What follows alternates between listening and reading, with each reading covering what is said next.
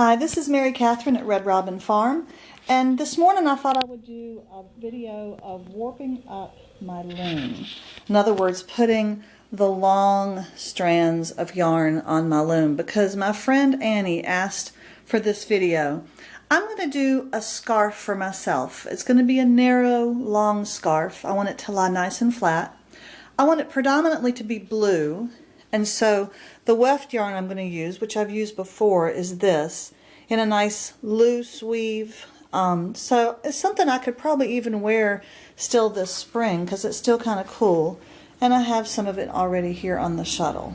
That'll be the weft yarn. Now here's my warp yarn so far. Couple of shots of this, then a little pink. These are both ribbon yarns. They're the same type of yarn, just two different colors. This is next. This is a little bumpy yellow that I just used for the first time. Sparkly blue, little soft green. I used a double strand of this because it's so thin. And then a little sparkly pinky green. And then this nice linen white. And here's the linen white. And so now I'm going to just show you how I put on this last one, and then we'll move on to the next step when Adam comes in. Now I can't hold the camera, I'm sorry to say. I do have a spot to set it, but I'm going to tie on these last two. And what you do is you tie the yarn here to this back stick, and then with this tool, which Adam made for me, I'll pass this tool through the slot there, grab the yarn and pull it through the slot, and then I'll take it all the way up to that end and loop it around and bring it back and put it back through the slot and go around a couple of times. And you can watch me do that. I'm going to set this camera up on top of the piano where I think you'll be able to see me. And Adam will be coming in here in just a minute. Hey honey, I'm going to do the last pass of blue. You can wait just a second to help me. Is that okay? Yep. I'm videotaping right now. Okay, so I'm tying on the blue. I'm getting my little tool, putting it through the slot, and then I'm going to pull this yarn all the way down. And meanwhile, the skein will sit here and it'll bob around while I pull off of it. So it's important to learn how to set your skeins up so that you can pull on them down there, and they will, the yarn will pull out freely. You get a little bit of a walk-in workout when you warp up your loom because you're going back and forth. Now I want to have two passes of this. Each pass has 2 strands of yarn, so I'll end up with 4 strands of yarn total. So I'm going to have to take this, pass it underneath the back stick, get some of the twist out of it, and then take the active end, pass this through again, loop it, pull it through, and again, walk all the way down. And every now and then, this is probably good for you to see this, it'll get knotted up down here and you have to come back and make it behave. Sorry, honey. I can't warp up my loom without my husband because it really does take 2 people. All right. Let's see if we can make this better. And then you cut off your yarn. Throw that over there. Tie this off. And now I have all my warp yarns tied up. They're not too stiff. Okay, honey. Now what I do, and the camera's right there so we can try to keep ourselves so we don't block the view. Now I'll take a little piece of yarn and tie it off just to make sure that all of these warp yarns behave up here while I'm messing with them. Then I slide this warp off like this, take a nice sharp pair of scissors, and I cut through the loop, the whole loop on the end, like that. And then, I don't really know why we tie this yarn on here, except for the lady on the Ashford video did it. And I'm going to give this to Adam, and he's going to hold this like the reins of a horse. And I already just lost one. Oh my goodness, I'm doing a messy job. That's what happens when you do things on a video. All right.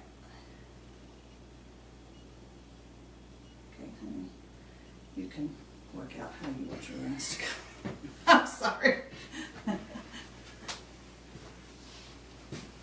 Okay, so now we're going to roll this up, and I'm going to take this big heavy back stick, and Adam's going to put some pressure, but not too much pressure on it, because some of this yarn doesn't do pressure well. Sorry to say, the yellow, if you pull on it too hard, so give a little bit.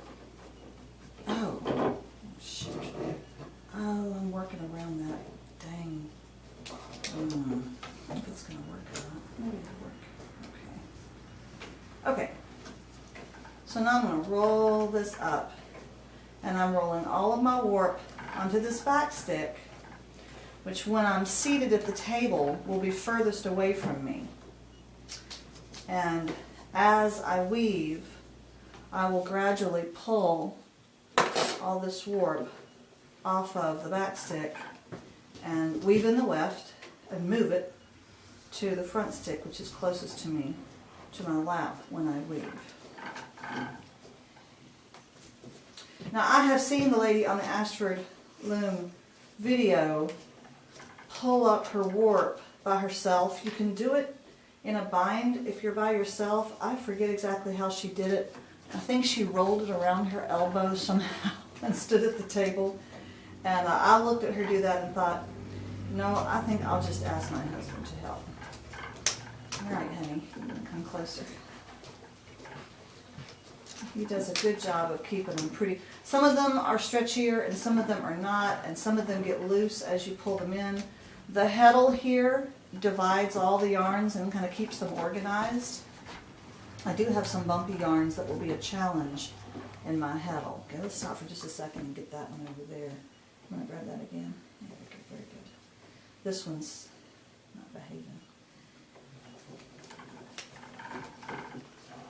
Okay, you want to pull it. Okay, thank you, sweetheart. That's good. You want to pull it. I'm going to stop it right there. He's got jobs to do outside. Come on. I'm going to pull it right there because you want these strings. You're going to have to work with these strings here. Okay. So now we're going to stop that. I'm going to unclamp my loom. Okay. From the table on this end. I'm going to move all these away. I'll take care of them later. I'm going to show you. Oh, there is something to put this. Well, I don't know. Let me get a chair. I know you've seen me weave before, but you haven't seen me do this part of the warping up. And Huggy, I thought you might like to see this. Now I need to see if this video is still.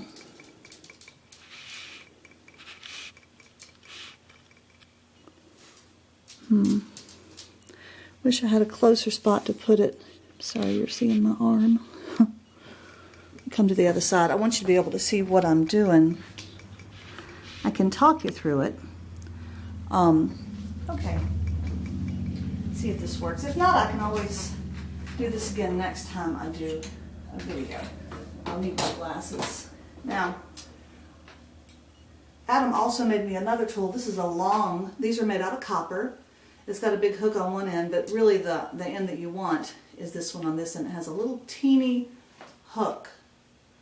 And that's for reaching through the eye that's in each one of the middle of these plastic ribs in the heddle. So I bring all my yarns down here, and this is the first thing I have to do. I mentioned that each pass up the table, of course I have a yarn on one side and then coming back down the other, so each one of them is two, and 2 strands of yarn. So I need to take one of the two and pass it through the eye of the heddle. As I said, I chose some bumpy yarns, and this first one, which is so beautiful, it is a very bumpy yarn, and I did test it first to make sure that the bumpiness of it would pass through the eye of the heddle. I think the eye of the I don't know what you call these little plastic ribs. I guess I'll just call them ribs. I think the opening in the eye is not any, oh yes, don't know about that. Not any narrower than the other. All right, that did come, but that was close. All right, so what I'm doing, I'm taking one of the two, so here's two pinks. I'm leaving one pink in the long slot between the plastic ribs, and I'm threading the other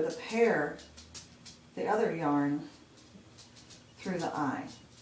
And so for each pair of yarn strands, one stays between the two,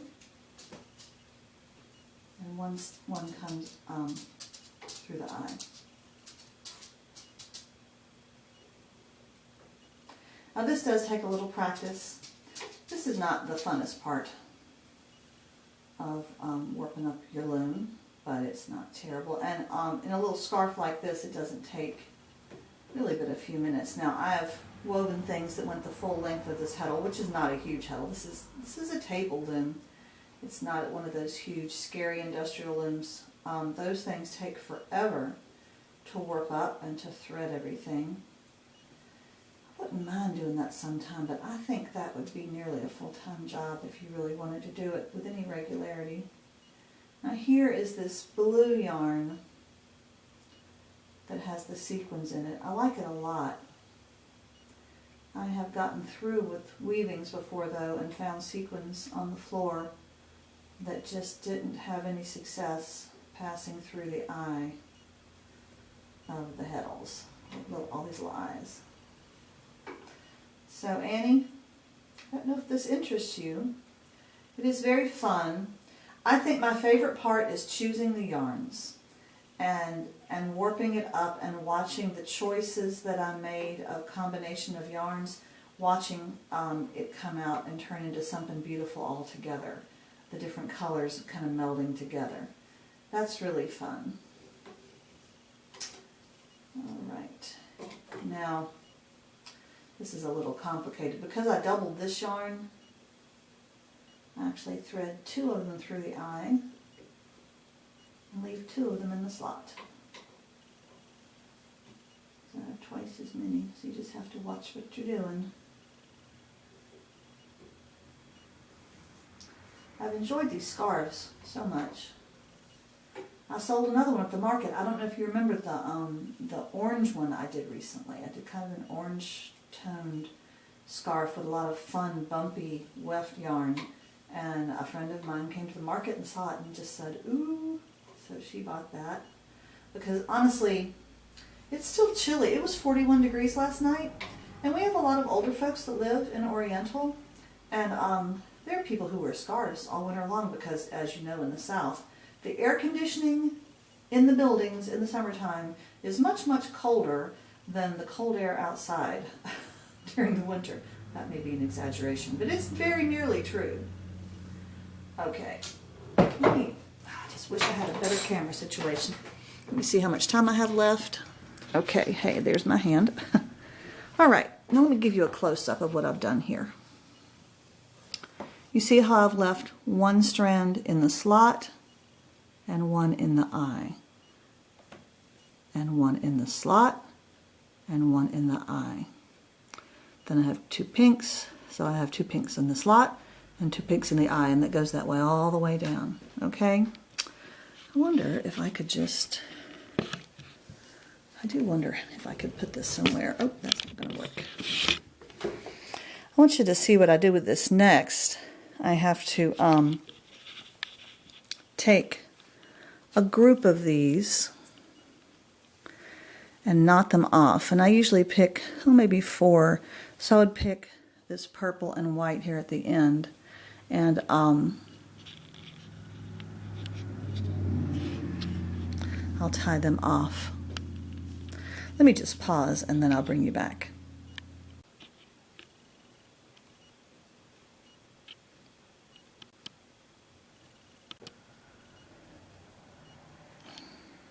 Okay, I think we're playing again now. Okay, this is what I did.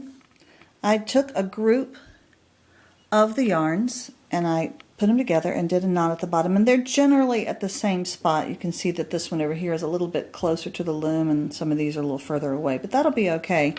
And what's important to understand about weaving is that in order for weaving to happen, really, the warp has to be taut at the top and it has to be taut at the bottom on this bottom bar here, okay? And so I have to find a way to attach all of these knots, this knotted warp, to this bottom bar, and that's what I'm going to do next. So I'm going to pause this again, and I'll show you what I've done after that. Okay, well now you see what I've done here. I've taken just regular string like this. I did double it over because it's a very long piece. I wanted a piece of string that I could use singly like this that would do a long warp, and I also wanted one I could double over to do just a shorter, narrower warp. Okay, so I looped it around this side, passed it through the knot here. You see I passed it through the knot and back underneath and through the next knot and then underneath the bar, through the middle of the next knot and underneath the bar, and then through this last one and underneath the bar, and then I knotted it off twice. And so now my warp is nice and tight up here and nice and tight down here. I have a top bar with a lock on it and a gear, and I have one down here, so you can really crank it tight as you've seen me do. Now what I need to do is get it really ready to start weaving, and you can see that I do have some, this doesn't come straight across. Now if I were a more careful person, I would have knotted and unknotted, knotted and unknotted until I had it perfectly.